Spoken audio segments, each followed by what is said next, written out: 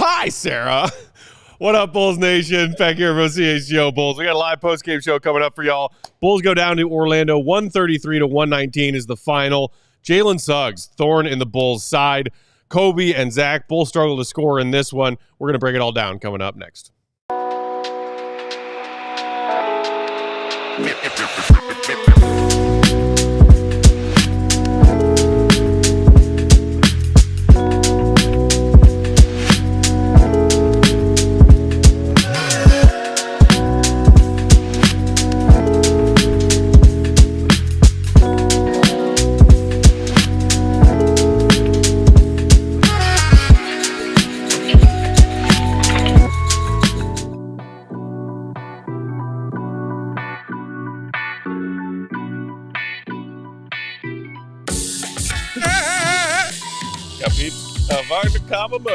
What's going on, Bulls Nation? Welcome into CHGO Bulls postgame. Coming to you live from our studios here in West Loop, downtown Chicago. I'm Peck, Bulls_Peck. That's Big Dave. Bow! BWL Sports. Will Gottlieb, Will_Gottlieb. He's perfectly coiffed as always. I forgot to say bow. Bow! And our pal and producer on the controls, the one and only Sarah Bear, hanging out with us again tonight. Not bull down. Not bull down. Bull, yes. Bull up? Bull up. Bull up to the top of those tankathon standings. Am I right, Sarah? Correct. 133-119 is the final. Bulls lose in Orlando to fall to 8-12 on the season. We are 20 games in, gentlemen, and everyone out there in Bulls Nation. Congratulations. We've made it 20 games. Big landmark. Shout out. That game was not as close as that final score would indicate. THT, one-man wrecking ball. Went on a little one-man 8-0 run, 10-0 run there, garbage time. I'm reminded of a great quote from the great Dion Waiters. Oh, please. I would rather go 0 for 30 than 0 for 9 because if you stop shooting, that means lost confidence. Taylor Horton-Tucker embodied that today. He doesn't lack confidence. THC never lacking in confidence. And as Sarah just put up in the bottom corner of your screen there, quick reminder as we dive into postgame that our CHGO merch Black Friday / Cyber Monday sale is starting officially tomorrow evening. However, for those of you out there in CHGO Diehard Nation, that is available right now. You can get your shopping done right now. Diehards get first dibs on the incredible savings. Up to 75% off certain items in that merch locker. 30% off site-wide. Get it while it's hot. Site-wide.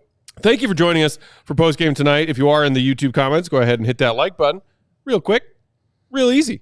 Make sure you also subscribe. Throw us a super chat if you're feeling generous in these holiday times on the eve of Thanksgiving. You know who else felt generous tonight, Dave? Tell me. The Bulls defense. Yeah. Shocker. Yeah. They're in the giving spirit. Yeah. In the most wonderful time. Yeah. We talked in pregame about how the only Bulls defensive stand this season that equated to holding their opponents under 100 was their somewhat improbable come from behind victory over Orlando back on October 30th. Yes. 102-99. Yeah. Clearly Orlando remembered that. Yeah. And was like, hey, our offense is running on all cylinders these days. Yeah. And why don't you take these 133? Yeah. You know, if you miss the pregame shows that we do here, I wish you guys wouldn't because you're missing some awesome stuff. You miss good stuff. You're missing some good stuff because we're really telling you everything that's going to happen and transpire in these games. And they come to fruition pretty good. Yeah, like Will Purdue says that a lot too. Like, man, we're on fire in the pregame. Because he's right. Yeah, we're telling the truth out here. But we talked about this. We talked about how Orlando is going to come out and kind of take this one personally because they don't like losing. Will mentioned just how Ayo said, you know, that Bulls like taking it personally because of how the Magic was whooping their behind last season. So both these teams don't get along. They don't like each other. They like playing against each other, and it's always, you know, either a beatdown or some scruff happens or, you know, some kind of scrum, shout out to you, happens out there. So, yeah, I also said that I thought that Orlando, the reason they lost that last game is because they were still kind of figuring out what to do without Paolo because it happened in that game, and they still were kind of – it was new to them. They were figuring out the season was just starting. So it felt like they remembered all of that stuff. They figured out exactly what they wanted to do. And on top of that, man, the Bulls just looked like they played a back-to-back. They definitely looked like they were coming off a back-to-back, from the start, from the beginning of this. They just did not look energized. They were turning the ball over, just some really bad basketball offensively and defensively. Like, how many fast breaks did they really mess up in this game? 3 of them pop into my head. 2 of them were back to back. So yeah, man, they played a really bad game, and they played against a team who was hungry to try to destroy them. Yeah, Vooch put up some Vooch numbers. 19 points, 11 rebounds. Zach had 10 assists for the first time this year, and I believe the 7th time in his career. First time in a while. First time in a long time. Yeah. Giddey had a nice second half. He was scoreless at halftime. He went 13. He was scoreless and didn't have any assists in the first half. In the second half, he had all 13 and all 5 of his assists. And then Taylor Horton-Tucker obviously goes nuts. But really, like, to me, the only thing that was good about that game for the Bulls was Ayo and the way that he played. Yeah, he did play well. Consistently putting pressure on the rim and basically being like, look, I know it's not our night, but I'm still going to go get a transition layup after a made basket. Yeah. And so for him to beat the entire defense down the court and just put it up at the rim consistently. Like, I mean, he was 10 of 12 from the field today.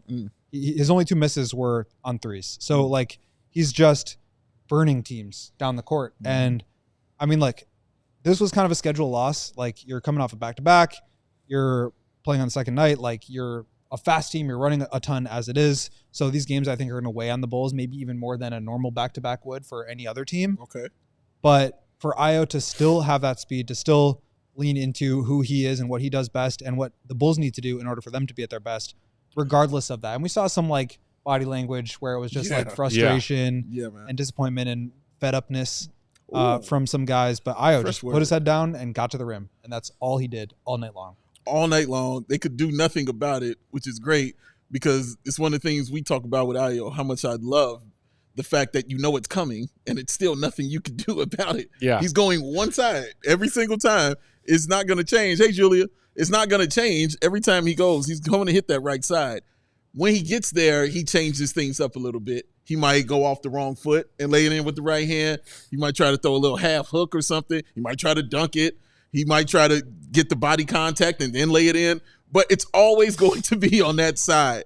And as long as it keep working, I hope he keeps doing it and doing it and doing it well. And that's what we've always observed with Ayo is even on nights when the Bulls aren't pushing the pace successfully, like which is their stated goal every night, Ayo's always pushing the pace when he can. Facts. Even if it's just by himself, I'm going to push the pace. Facts. We talked in pregame about how the Bulls still lead the league in pace, possessions per 48, and Orlando is bottom 5. Which team would dictate the pace? Yeah. I think largely Orlando did tonight. And Orlando took 3 more shots than the Bulls, 90 to 87. Yeah. Part of that is the Bulls had 18 turnovers tonight. Good. But they won the pace of play battle. They played the way that they wanted to play. And the other thing that we talked about in pregame when, like, how do you face this very daunting Orlando defense that the Bulls barely managed 100 against the first time around, their one weakness is that they will put their opponents at the free throw line. And that the Bulls capitalized off that in their win back in October. The Bulls got 25 trips at the free throw line. Tonight, Orlando dominated. Bulls were 11 of 16 at the line. Orlando 26 of 28. And that counts towards, like, when we talk about true shooting percentage or true shooting attempts, what that's counting is field goal attempts plus trips to the free throw line. And so it's not just who won the field goal attempt battle. That was obviously close, as you mentioned. But yeah, when the disparity is 28 to 16, so 12 additional trips to the free throw line, like, that's part of that free throw attempt battle, and that's part of the possession battle, and that's part of the game that the Bulls have been pretty good at this year, is not fouling. But yeah, I mean, they just put their head down, got to the rim, and drew a ton of fouls. I mean, like, that's kind of where the game was decided by and large, because we also talked in pregame about, okay, points in the paint. It's been an issue for the Bulls a lot this season defensively. This giant Orlando team, not only with, Mo and Franz, the brothers. Wendell comes back. They're also starting Goga Batazde, even with Wendell coming back. There's size on size on size. Oh, by the way, Jonathan Isaac. Just chilling. The Bulls held their own, 60 to 58. 2-point edge for Orlando in points in the paint. Yeah. So the Bulls did manage to keep it even in certain areas. Made threes. The Bulls 16, Orlando 15. Bulls, Orlando almost, the same amount of attempts. Bulls 42, Orlando 39. There was a lot that was even about this game, but my God, the free throw disparity and Bulls turnovers. Well, I think also the Magic are not a good three-point shooting team. Mm-hmm. They are, I believe, the worst in terms of field goal percentage. They're bottom. I think they're like just 30.6% on the season. They obviously shot 38%. They made 15 threes. They average 11.5 or 11.8 or something threes made per game. So they were doing additional damage over their average from beyond the arc. But it's not like you were giving up threes and taking away everything else. It was that they were giving up threes and giving up paint and giving up fouls. Yeah. And that's a combination that you really can't have. No, you're going to lose. That is a recipe for losing. And again, it started from the beginning and continued throughout the game. Orlando did not change their pace, and they didn't change their fire at all. They didn't decide to say, we don't care about this. The only person that was playing around for them was Jalen Suggs, because he clearly had no respect for the Chicago Bulls and what they were doing. What is it about Suggs and the Bulls? He does not like them. He hates the Bulls and has games against them. From the moment he hit that game-winning shot against the Bulls, I definitely remember that. From that moment on, it's been like that with Jalen Suggs and the Bulls, man. But the shots he started taking when this game kind of started getting out of hand, he just didn't care. He really didn't care what he was doing out there, man. And the shots were going in. He was having that kind of career night. He had 31. Did he finish with 31? He did. Good God. Like, he had 31 points. You talked about the three-point shooting. They're not a great three-point shooting team. They were tonight. KCP, oh my goodness. 6 of 10. 6 of 10. Out of control. He was their second leading scorer. We talked control. pregame about how, Franz Wagner's been on this tear, especially in Paolo's absence. Yeah. He was a fairly inefficient 7 of 20 for 21 points tonight. It was Suggs and KCP that killed him. Suggs and KCP. Just two names you're not going to hear together that saying they killed your team. Him and Suggs had 10 of their 15 made threes. That's wild. That's a wild business. And, it just didn't work out for the Chicago Bulls this evening in that department. And, man, I thought that they pushed the Bulls around a little bit. They definitely out-executed them. And, I mean, the Bulls just played some really stuff I was watching the Wizards do. I was seeing the Bulls kind of do some of that in this game, especially on those fast breaks. Like that back-to-back fast break possession, which I basically called a 9-point swing. Oh, God. When they had a 3-on-2, and then Peck, for some reason, kicked it out for a 3. I still don't know why it passed around like that, but they went out for a 3. They missed it. Orlando goes down, misses their shot. Bulls get it and get out on another 3-on-1. Oh, here comes another miss, 3. And then they come down and Orlando hits a 3. And it's like, even Lonzo, messed up in a fast break. We'll get into him later, but even he messed up in the alley-oop to fill it. Yes, it was that alley-oop was. Oh no, what are we doing?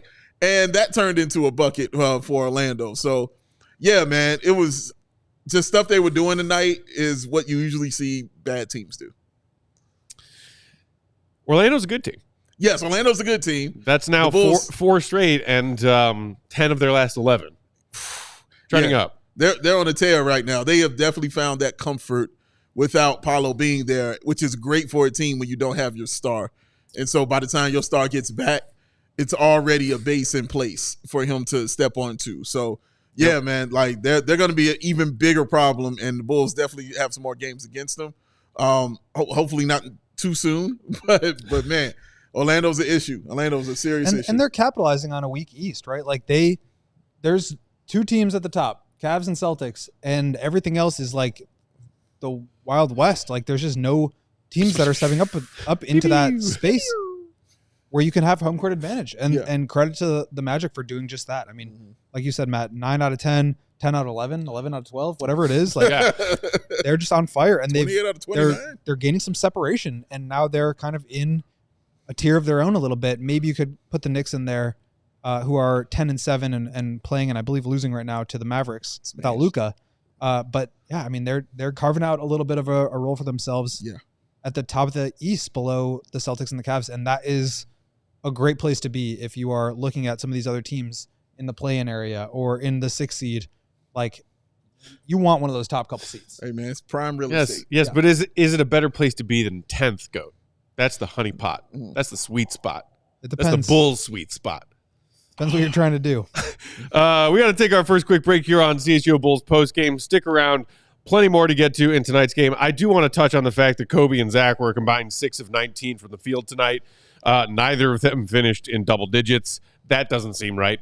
We'll talk about that and plenty more coming up next on CHGO Bulls. Hit that like button while we read some ads. We're reading. One of our favorite ads to read is one where I talk to Dave about energy savings. What? Dave, are you ready for it? What? I'm so off guard. We're going to do this now? You know it, I'm Dave. so excited. ComEd can help businesses save money by becoming more energy efficient. What? I didn't know ComEd did that. They do, Dave. They do for realsies. Realsies. The energy efficiency program can help find up to 35% in energy savings. Wow. So what does a business, Matt, have to do? I'll tell you, Dave, it's real simple. Okay. Just sign up for a free facility assessment at comed.com/biz. Are there more words after that? What? That's it? That's it. Why aren't more businesses doing this? It sounds very simple. It is simple. I don't know why more businesses aren't doing it. Maybe they forgot the website. Look, we got the website. What's going on? They're taking crazy pills here? I mean, comed.com/biz. That's it. Comed.com/biz. Correct. Comed.com/biz. That's the one. Yeah. That should do it. That should do it. ComEd.com/biz. Terms and conditions apply. Offers subject to change. Actual savings will vary by customer's energy usage and rate. The ComEd Energy Efficiency Program is funded in compliance with state law. Like how my voice stays up here doing that whole read. Doing that whole read is just there. Oh, man. We are sponsored by the Chicago Sports Network, the new home of the Blackhawks, Bulls, and White Sox games. CHSN will broadcast more than 300 live games per year across the Blackhawks, Bulls, and White Sox, and will feature a full lineup of original Chicago-focused sports content. They are Chicago-based, they are Chicago-built, and they are Chicago to the bone. And they're bringing it to every corner of Chicago across our beautiful 77 neighborhoods and beyond. At CHSN, Chicago comes first. Visit chsn.com for more info on how to watch the Bulls, Hawks, and Sox games all season long. And after you watch those games, make sure you tune in here to watch the post-game shows for all of those teams, just like this one on CHGO. Whoop, whoop, whoop, whoop.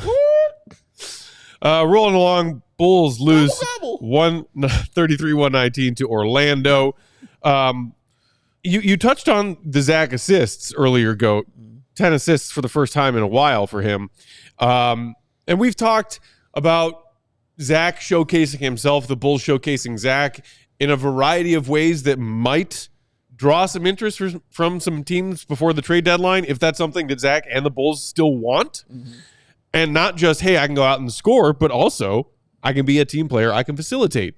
He did do that tonight, but he also only took 9 shots tonight. Wow.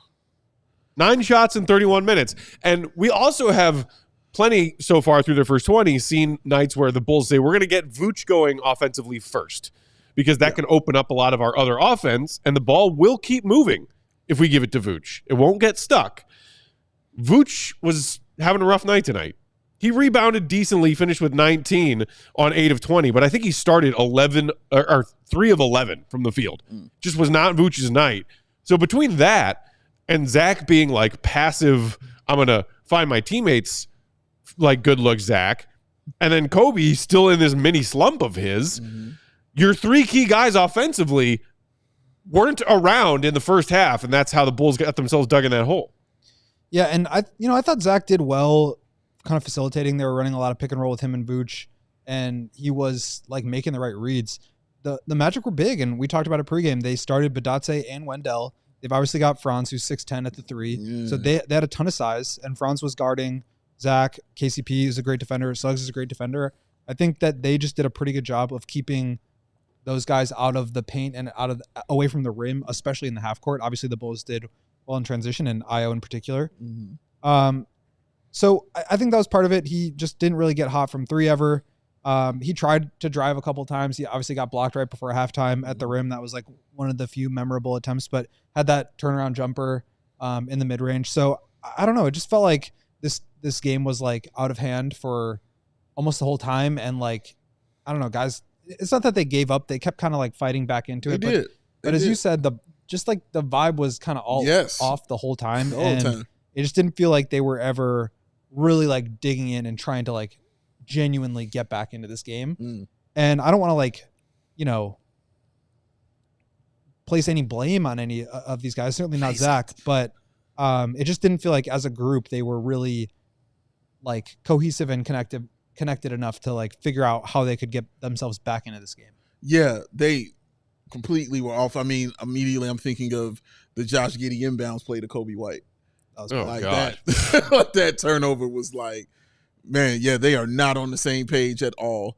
Throwing the alley-oops that they were trying to throw to certain players and just, guys weren't even jumping, except for one of them, and then just disconnecting on another one. But I agree with you about Zach. This is another game where Zach LaVine has shown me again this year that the knock on him used to be if he's not scoring, then he can't affect anything else. And he has really learned this year that if my shot isn't working, I can still affect the game in some kind of way. So, yeah, the 8 points and, the 3 of 9 shooting and 1 of 5 from the 3-point line, but the 5 rebounds and the 10 assists, and he had a pass so good, I swore it was Lonzo.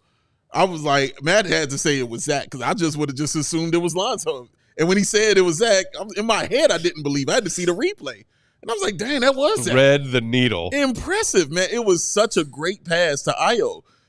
Perfectly weighted, too. Yes. Sometimes yes. when you see Zach try and make those, ahead court passes, Yeah. especially bounce passes, Yeah. he puts way too much steam on Sure. him. And then goes Sure. sailing out of bounds. Yeah. No, not this time. Just the right amount of bounce. Just a mwah on there. It was very nice. Bounce. And shout out to Zoe for the steal, who had 4 steals also. Did he really? Tonight. My So God. shout out to him for that. But yeah, Zach is affecting the game without scoring, and that just adds to how really good he's going to be. I mean, guys are going to have off night shooting, but what else? There are other things you can do on the floor to try to help your team win a basketball game. We hadn't seen him do that consistently in his career. We've seen him do it a couple times, just not game after game after game. I've seen him do it game after game after game now. When his shot isn't working, I'll say, oh, man, Zach had 10 rebounds. Oh, man, Zach had 8 assists and 3 steals and 2 blocks. Like, he's finding other ways to try to help this team win and staying on the court that way, not complaining about nothing, none of the bad body language or anything like that. Like, he has been a model citizen on and off the court and even during the court when he's talking. I don't know if you saw that clip of Zach LaVine in Washington when they asked him, where's he going to be traded? I did see that. And he was like, I signed to Chicago, man. I love it here. Like, he's doing everything correctly, everything right that we wanted him to do. He is doing it. Even when the cameras or a cell phone camera might be on him. And he understands it. Yeah. And shout out to him for knowing what's going on. So I appreciate him, though, for understanding that he can affect the game in other facets and other ways. And we're seeing him do that, man. The 10 assists by a guy who's not known to be, a ball handler or a passer. To get you 10 assists like that and 2 turnovers? No, shout out Zach LaVine. Yeah, I'm totally with you. I mean, the way, and we've said this since media day, the way he's approached the season has just been really impressive. It could have gone the complete opposite direction. Yeah. But he's, like, not to say that the Bulls were, like, alienating him or anything, because there was obviously that one article, but, like, for the most part, it has been, like, kind of outside noise that's kind of fanned the fire a little bit. And so I think, like, the way that Zach has just, and he said it in a piece with Vince Goodwill recently, like, he's heard everything, he's read everything, he's seen everything, and, like, there's nothing that he can say or do that's going to, like, get people back on his side. He just has to go out there and play and do it well and just come every day. It's not like he can, like, say the right thing and flip the switch and all will go back to normal. I think this is the kind of thing where it's going to be like, you got to accumulate a bunch of good actions. And he's absolutely done that through these first 20 games. Yeah. Yeah. I mean, I won't hate getting a facilitating game out of Zach every once in a while, along with the, I'm going to hit 6 threes in the fourth quarter kind of Zach. Sure. It's good to have both. I just thought, like, on a night like tonight when it's starting to get out of hand and you're starting to, like, lose, like, your grip on the rope a little bit, for 3 years it was DeMar who was, we need a bucket. Yeah. Here's a bucket. Yes. As Big Dave would always say. Salve. They don't have that DeMar salve anymore. No. So, yes, Zach making plays is great for his teammates is great. The Bulls dug themselves a hole because Zach and Coby were both like, I don't really feel like shooting right now. And to me, like, that's a problem when your defense can't stop anything. Because you need those guys to get you buckets, especially on a night when Vooch is having an off night, because Vooch has been your most consistent offensive production this season. Yeah, and 20 shots by Vooch as well. 8 of 20 by him, but just another classic Vooch double-double out here. Classic. I do want to touch a bit further on Coby. Rob in the comments saying, is it fair to ask whether this Coby slump is caused by him sharing the floor with Zach or with Giddey? That is a fascinating question and one I haven't contemplated yet that deeply. But Coby had 9 points on 3 of 10 and 5 turnovers tonight. Mm-hmm. This is slowly becoming a non-trivial sample size of games here where Coby just looks off, uncomfortable, looks like he's forcing things. Does not look like the Coby who was very comfortable in his role as he built it for himself last season. Near most improved player in the NBA, Coby. This version of Coby is different. And he didn't have to share the floor with Zach a lot last season. Once Zach had season-ending surgery, he shared it with Zach some before that. He's never shared the floor with Giddey before. But as you've pointed out recently, they're also kind of taking the ball out of Giddey's hands at times. Don't take it out of my hands. Well, I'll never take it out of Goat's hands. We do that. Yeah, we're trying to win. But do you see this too, Goat? Because I'm looking at these recent smattering of games from Coby White being like, he looks uncomfortable. Yeah, I don't really know if I'm ready to make a statement about it yet, just in terms of the sample size. No public comment at this time. No, I'm talking about it. I'm not sure I'm worried yet. You know what I mean? Yeah. So just looking back at some old game logs here, obviously tonight, what was it? You said 9 points on 3 of 10. Yeah. Last night in Washington, 21 points on 7 of 13. That's certainly not something you're going to complain about. It's the Wizards. Against the Wizards. Then you go back. Something you're not going to complain about, and Matt's going to find a way to complain about it. But there's a you're point dealing with Jordan when it comes to there's complaints, a point sir. with Be ready. Wizards, Magic, very good defensive team, right? Yeah. Wizards, very bad defensive team. Memphis Grizzlies, top 5 defense, 11 points on 4 of 11 shooting. Atlanta Hawks, very bad defensive team. Coby White, 20 points on 6 of 16. Milwaukee Bucks, with Giannis and Brook Lopez down there. Obviously have struggled defensively, but 14 points on 6 of 15. Okay. Not a terrible game, but not a great game. Detroit, pretty poor defensive team. 25 points, 9 of 14 shooting. Houston, elite defensive team. 8 points on 3 of 8 shooting. So I think part of it is just when there is a good perimeter defender that can really lock in on him, and when there's good rim protection that can take away some of those driving lanes, it just makes life harder. And he doesn't have the ball in his hands as much. That is part of it. But, and I guess the part of it is that he's not really able to get himself into a rhythm quite as much. He's having to play off of guys, but that was the case last year too. I just don't really think that there's much different going on with him other than he's just having more defensive attention because he's now one of the primary scorers in this team. And he's probably a little bit tired. This team is running really fast. Yeah. They played 5 games in 7 nights. Yeah. I'm not really sure it's enough of a sample to make any declarations about Coby other than he's had a couple of off games here recently. But the trend is when he's playing against good defensive teams, he's having some struggles. And I think that's an adjustment for a guy. It's different. We talked a bunch about, and Billy did, about teams catching up to Io in his second year and him having to adjust to that. This is a similar version of that, but it's Coby in his second year as a primary guy and having to adjust to that. And so it's not the drop off of going from really good to can't really play him. It's just he's kind of alternating a little bit more. Shout out to Charles in the comments who said, live from Orlando, the Bulls defense looks worse in person than it does on TV. Good grief. Our condolences for having to watch that in person, Charles, but always appreciate you repping Bulls Nation around the world. We got to take one more quick break here on CHGO Bulls postgame. We'll come back, dive into more thoughts on tonight's game. I do want to touch on the Billy 4-guard lineup stuff that we were talking about in pregame, especially with this particular matchup tonight. That's coming up next. Postgame tonight brought to you by our friends at Sunnyside Cannabis Dispensary, who are here to help you elevate your fall and even your winter. Sunnyside is your home for judgment-free cannabis shopping. They've got a crazy selection with over 100 different strains to choose from, easy online ordering, and in-store pickup. Shop in store nearest you throughout Illinois for expert guidance from their staff and select from quality lines like Cresco and FloraCal. And launching today, Wednesday, November 27th, running through New Year's Eve, December 31st, Sunnyside Scratch and Stash is back again this holiday season.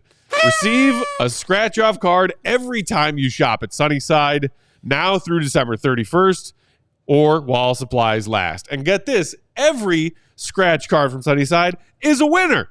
You will win something off of every Sunnyside Scratch and Stash. You can win big, like 50% off your order, $100 off your next purchase, and more.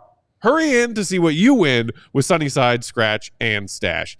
Visit Sunnyside.shop for bright buys every day, including 50% off your first 3 online purchases. That's 50. Enter promo code HICHGO at checkout to qualify. Exclusions apply. Sunnyside Cannabis Dispensary. Bright buys every day, only for 21 and over. Illinois Med Card holders. Floors. Floors? You need some. No matter what? No matter what. No matter what. You're going to need some floors. So go to Empire, because all you do is floors no matter what.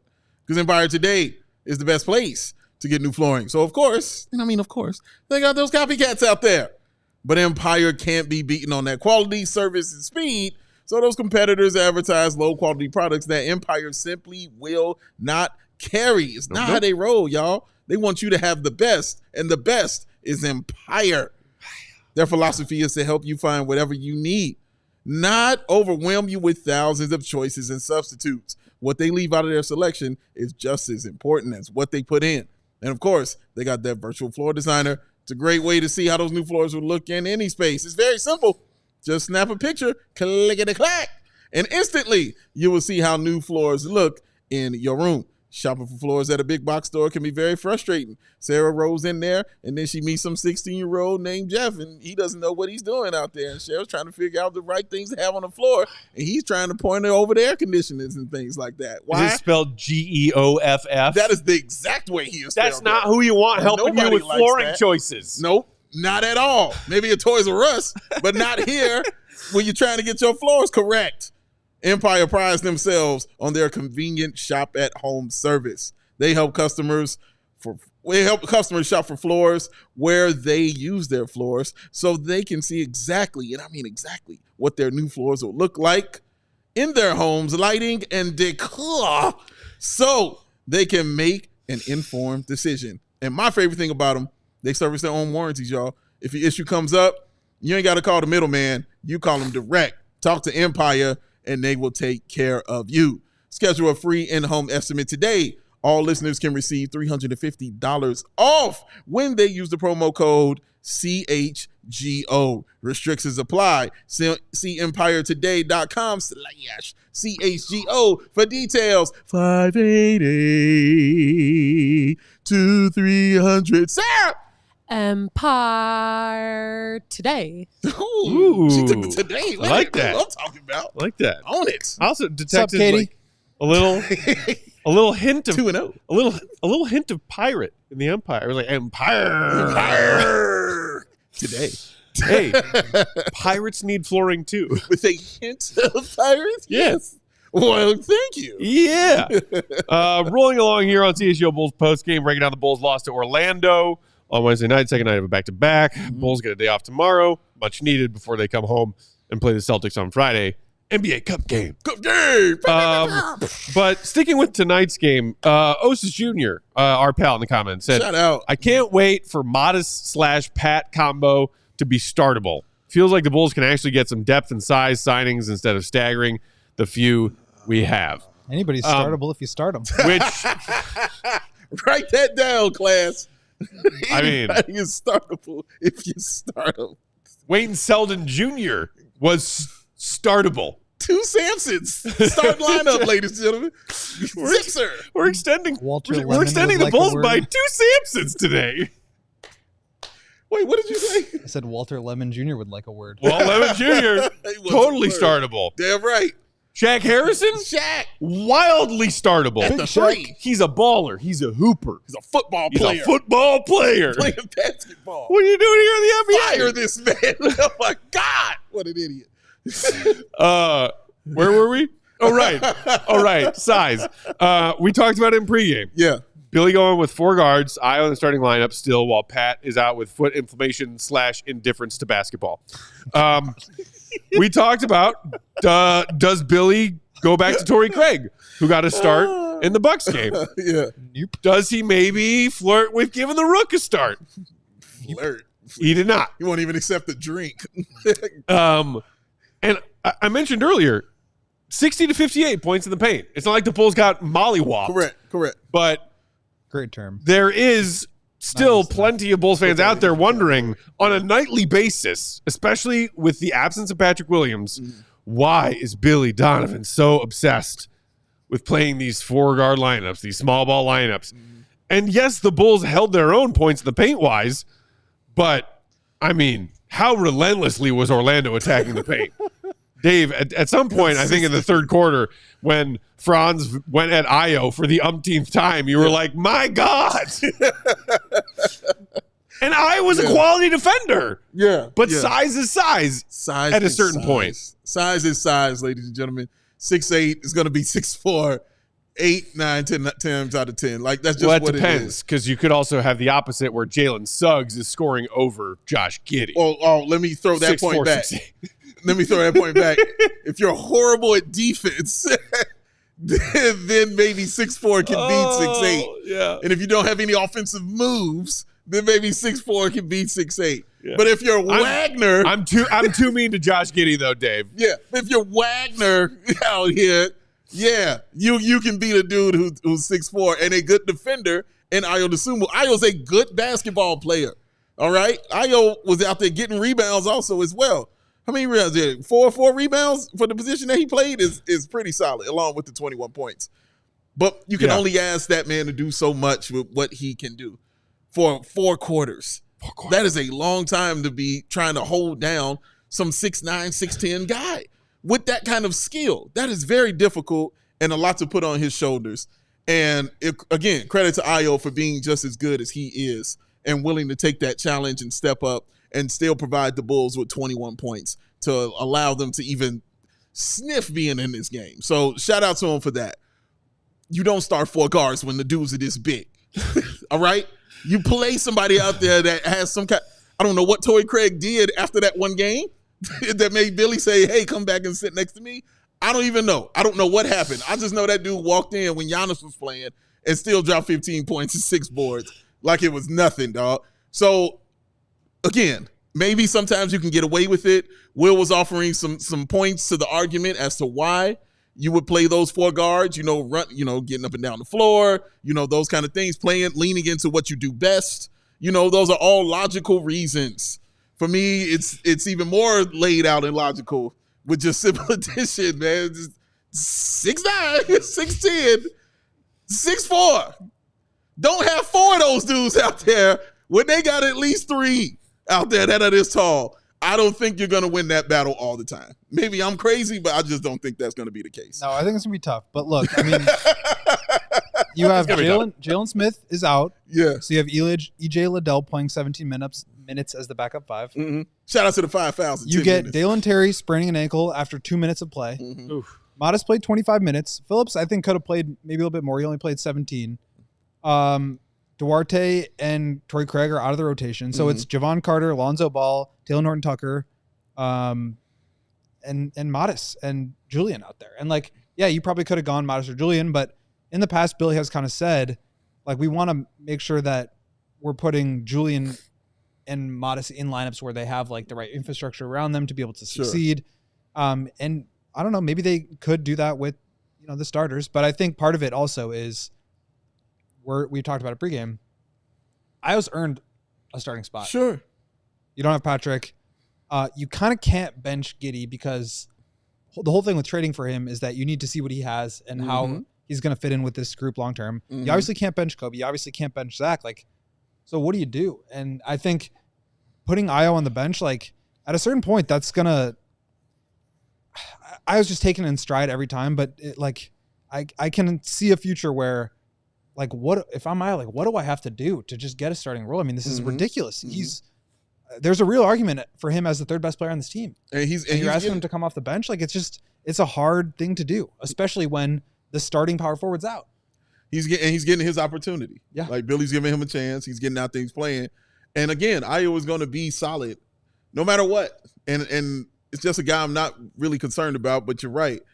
There has to be something any basketball player that wants to be in the starting For lineup. sure. And he said it. It has to be. He's not going to complain about it, but as the competitor, of course he wants to be a starter. And the other thing is, like, Giddey's 6'8". I think part of it is that they can, as you like to say, cheat with him at the 4 and Zach at the 3, because the ball is, obviously, he's kind of a point forward. Mm-hmm. But it's just not ideal. But again, I think that's roster construction more than anything, and it's Billy trusting the X amount of guys that he trusts to start. Like, I just don't think he's out of place with Julian or Matas yet, where he trusts them enough to be in the starting lineup.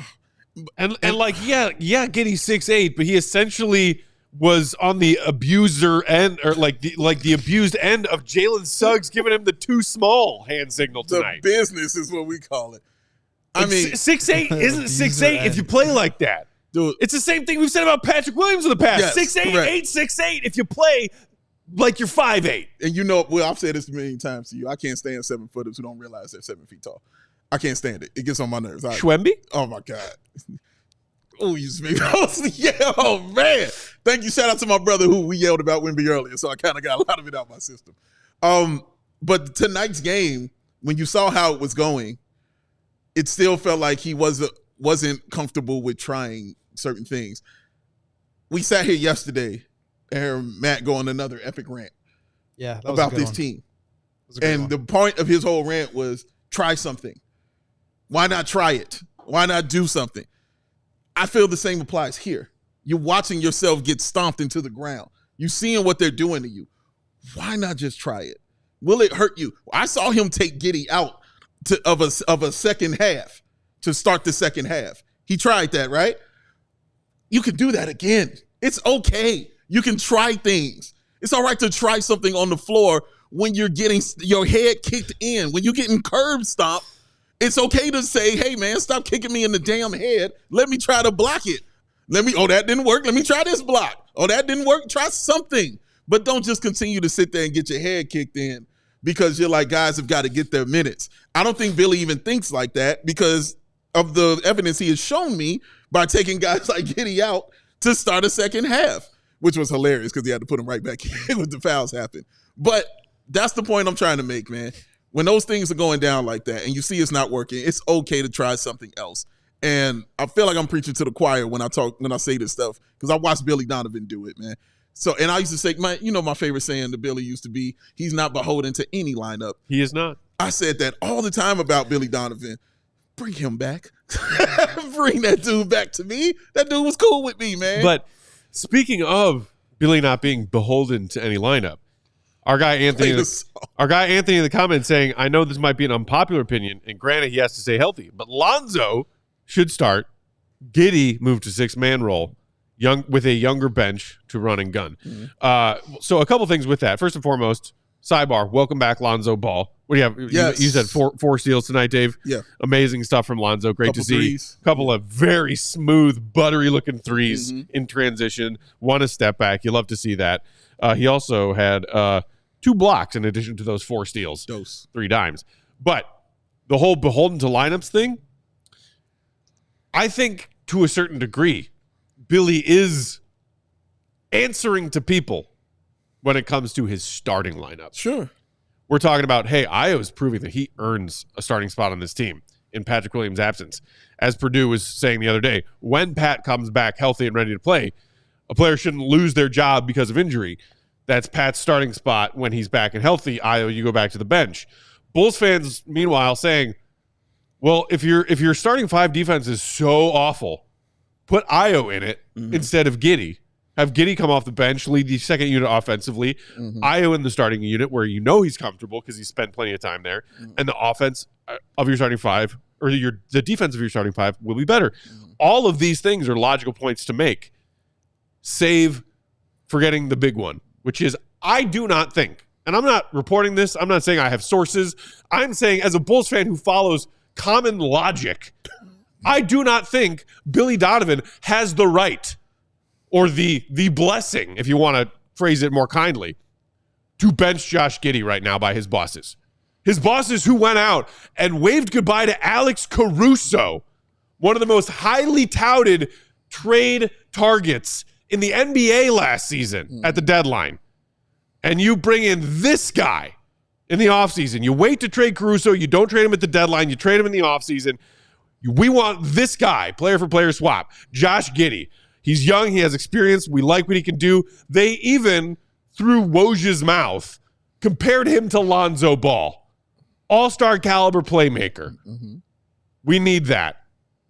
You think Billy Donovan ain't going to get a knock on his office door if he benches Josh Giddey 15, 20 games into the season? We all know that 82 games is what we have and what they have to evaluate whether or not they want Josh Giddey to be a part of this team long term. And we're only 20 games into that 82. But some of these early season signs of Billy not playing him down the stretch of close games in the fourth quarter, and Bulls fans saying, wow, honestly, Io might be the better overall player than Josh Giddey. You should probably start him over Josh Giddey. And we haven't seen that yet. Dave, you said, well, we did see that one game where he benched him to start the second half. Billy chalked that up to 3 fouls. Fouls immediately. There's Billy's out there. Yes, well, true. it's because he had 3 fouls. Yeah. I do not think that Billy Donovan could bench Josh Giddey on Friday if he wanted to. That's how I'm seeing it right now as a Bulls fan. That's whack. And I'm not saying you're whack for saying that. I'm saying if that's the ideology, then that's whack. Then he doesn't have control of his You're team. saying if that's true, it's whack. If that's true, it's whack. Yeah, that's. But yeah, man. Yeah. Do you not believe it could be true? I'm not saying I don't believe it could be true. I'm saying if it is true, it's whack, it's trash, it's ass. Because you're telling somebody he doesn't have control over something, especially his starting line. The things, he's out there controlling on the floor. And somebody who he feels might make them better to put them out there. You think of, Moneyball. Like, that's what pops in my head right now.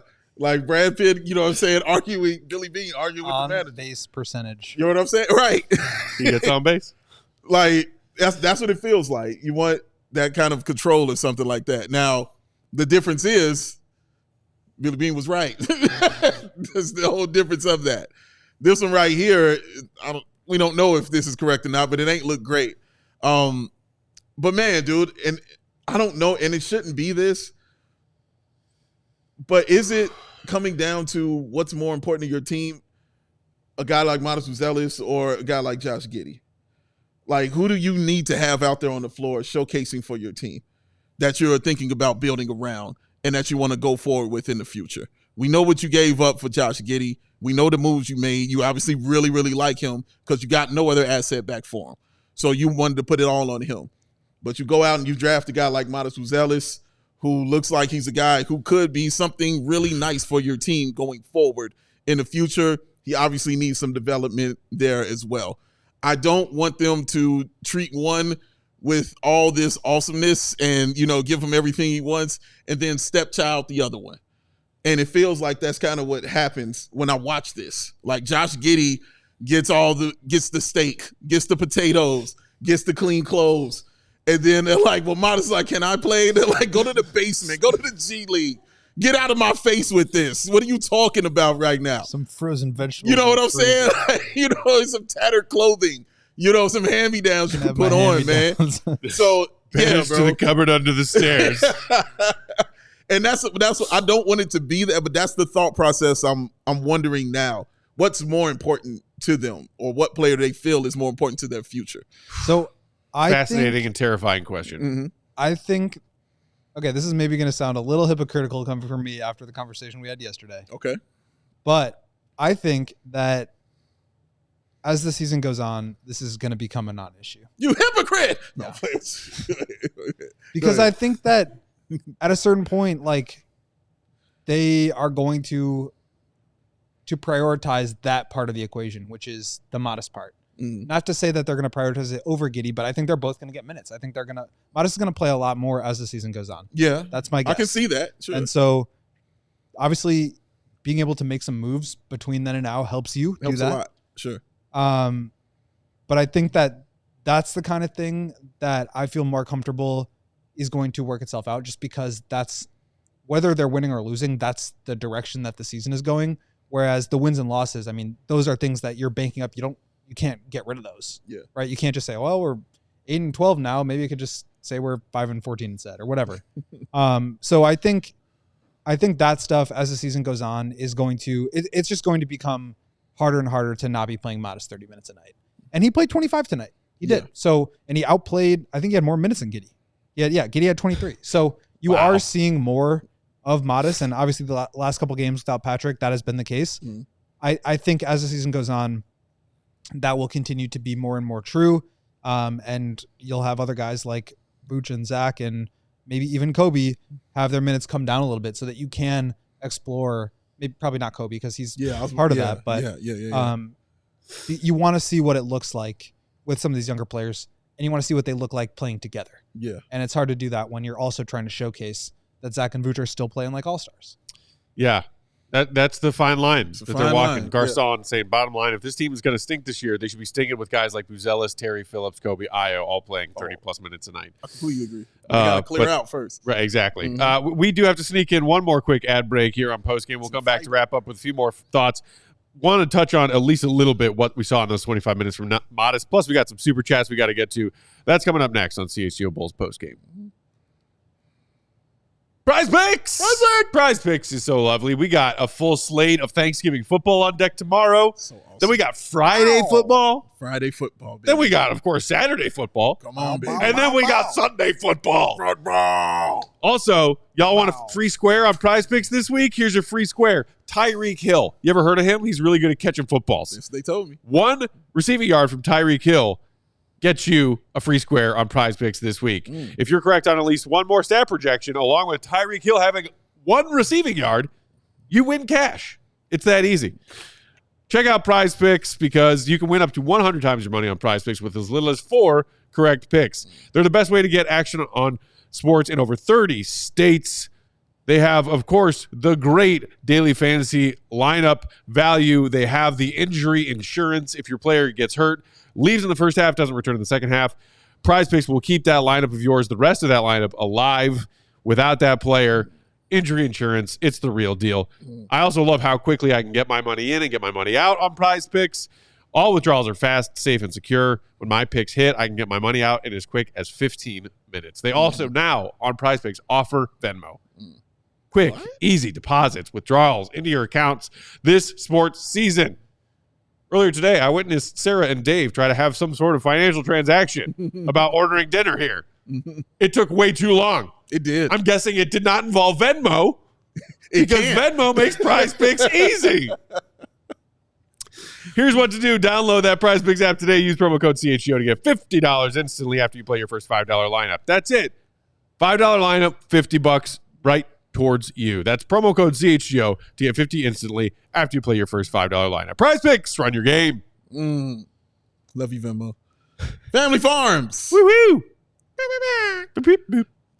Their culinary journey is woven, I love that word, with passion, dedication, and a commitment to crafting the finest bacon-wrapped chicken, a timeless delicacy that has tantalized taste buds since 1974. Join them on a flavorful adventure where everybody tells the story of tradition, quality, and the enduring spirit of Family Farms. The tradition continues, ladies and gentlemen. Now you can find Family Farms bacon-wrapped chicken even easier. Look for us in the meat department at your local Woodman's, Mariano's, Bracazza. Craving a taste of home without leaving your home? That's Matt Peck's favorite. Check out baconwrapchicken.com or click on the link for our Amazon store, which also includes the legendary Rocky Rococo's Italian sausage, and to find out when our new amazing Cajun Nation flavors will become available with an authentic Louisiana bite. Experience the flavor that's become a family favorite for generations. Visit the nearest Woodman's, Mariano's, Bearcats, or on Amazon, baconwrapchicken.com, straight from Family Farms. Rolling along on postgame. Before we get to Matas and then Super Chats real quick, just a few things from the comments. Our friend Jason Ashland saying this new style for the Bulls is garbage. They are not a three-point shooting team. They just aren't. You know we love you, Jason Ashland. We do. Did you know that the Bulls are currently the 5th best team in the NBA three-point percentage-wise? Did you know that the Bulls are currently 6th in the NBA in three-point attempt rate? I would say being 6th in attempt rate and 5th in percentage kind of refutes the point you're trying to make. The Bulls are a three-point shooting team now. Welcome to 2024. Most of the rest of us have been wailing at walls and throwing hats waiting to get here. They play faster. They play loose. They turn the ball over a little bit more. And they don't play defense because they don't have a whole lot of great defensive players. Can't. But do not come at me with they're not a three-point shooting team. Yes, they are, and thank freaking Christ they finally are. It's 2024. Get with the times. I'm glad we got that question because I wanted a little fire from you today, Matt. Yeah.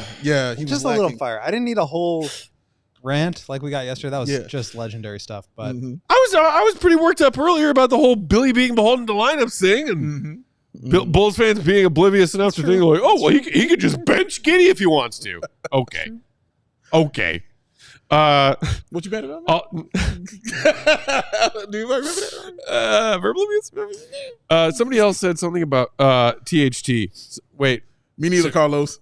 Sarah, can you find somebody said that they want to see more THT minutes? Oh, here he goes. Charles, fellas, don't boot me out of the chat. Charles. We'd never do that. He's about to get But THT needs some minutes. He's 24. PHUK in my Matt voice. Develop the youngster. First of all, he's not 24. He's 44. The garbage minutes were a sight to behold tonight. They were.